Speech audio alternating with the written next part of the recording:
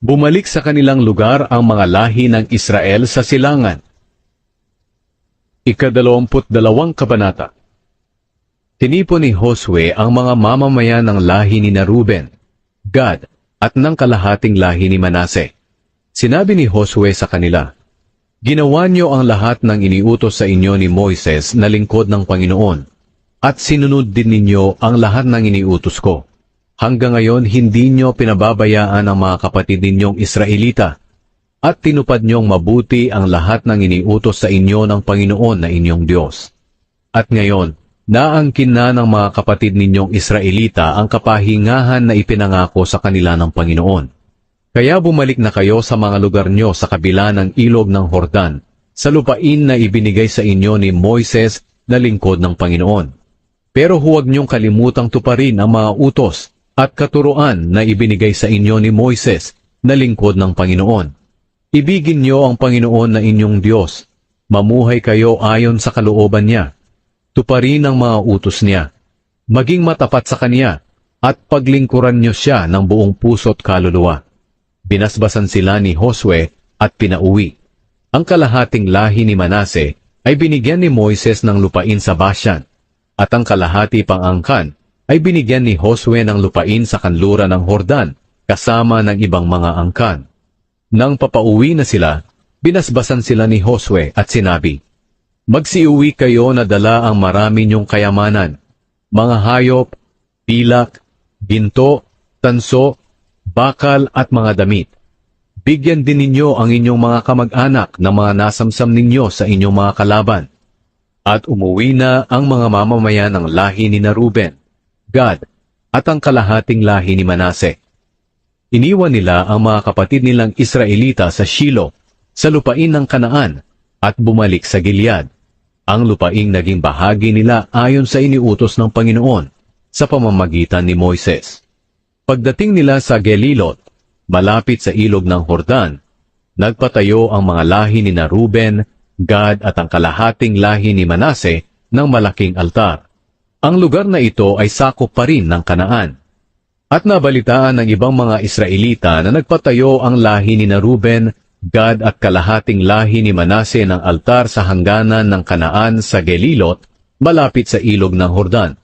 Kaya nagtipon sila sa Shilo para makipaglaban sa kanila. Inutusan ng mga Israelita si Phinehas na anak ng paring si Eleazar na pumunta sa lahi ni Ruben, Gad at kalahating lahi ni Manase. May kasama siyang 10 pinuno mula sa bawat lahi ng Israel. Bawat isa sa kanila ay mga pinuno ng mga sambahayan ng lahi nila.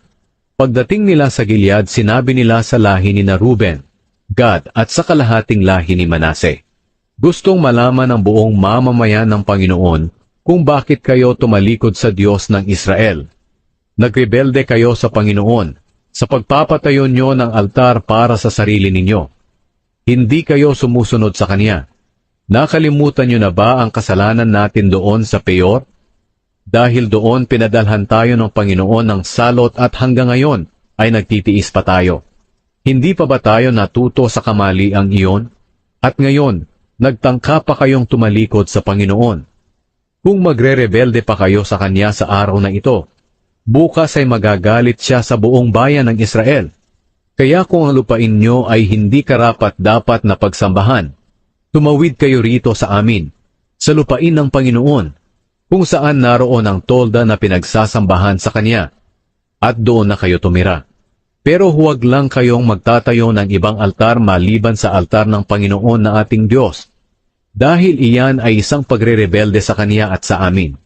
Nakalimutan nyo na ba si Akan na anak ni Zerah? Nang nilabag niya ang utos tungkol sa mga bagay na nakalaang ihandog ng buo sa Panginoon, pinarusahan siya at ang buong mamamayan ng Israel. Hindi lang siya ang namatay dahil sa kasalanan niya. Sumagot ang mga lahi ni Ruben, Gad at kalahating lahi ni Manase sa mga pinuno. Ang Panginoon po ay ang makapangyarihang Diyos.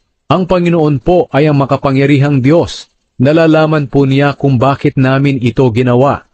At dapat din ninyong malaman, kung nagrebelde kami, o kaya'y lumabag sa Panginoon, patayin niyo kami sa araw na ito. Kung nilabag namin ang Panginoon, dahil sa pagpapatayo namin ng sariling altar para alayan namin ang mga handog na sinusunog, handog bilang pagpaparangal sa Panginoon, o kaya'y handog para sa mabuting relasyon. Ang Panginoon sana ang magparusa sa amin.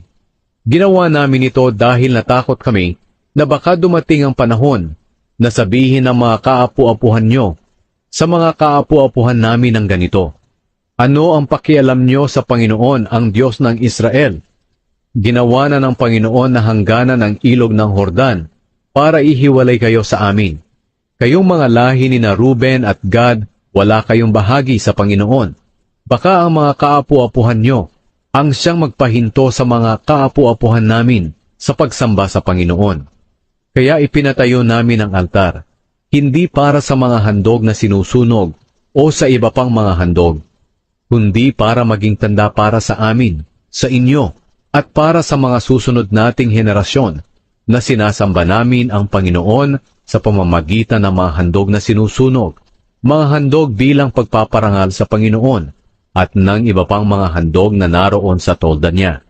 Kaya hindi makapagsasabi ang mga kaapu-apuhan nyo sa mga kaapu-apuhan namin ang ganito, wala kayong pakialam sa Panginoon. At kung mangyari nga na sabihin nila ito sa mga kaapu-apuhan namin, sasagutin sila ng kaapu-apuhan namin, tingnan nyo, nagpatayo ang mga ninuno namin ng altar, gaya ng altar ng Panginoon, hindi para pag-alayan ng mga handog na sinusunog at ng iba pang mga handog, kundi upang maging paalala para sa amin at sa inyo na isang Diyos lamang ang ating sinasamba. Hindi namin magagawa na magrebelde o sumuway sa Panginoon sa pamamagitan ng pagpapatayo namin ng sariling altar para pag-alayan ng mga handog na sinusunog, mga handog bilang pagpaparangal sa Panginoon at ng iba pang mga handog.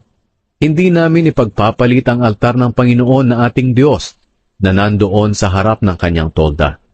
Natuwa sina Finehas na pari at ang mga pinuno ng mga pamilya ng mga Israelita nang marinig nila ang sinabi ng mga lahi ni na Ruben, Gad at ng kalahating lahi ni Manase.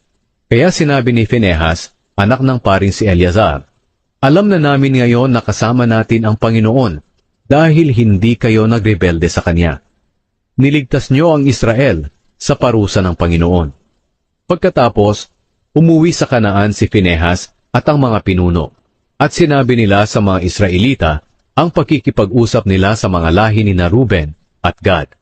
Nang marinig nila ito, natuwa sila at nagpuri sa Diyos, at hindi na sila nagsalita tungkol sa paglusob sa lupain na tinitirhan ng mga lahi ni na Ruben at Gad. Pinangalanan ng mga lahi ni na Ruben at Gad ang altar na saksi, dahil sabi nila, saksi ito para sa ating lahat, na ang Panginoon ay Diyos.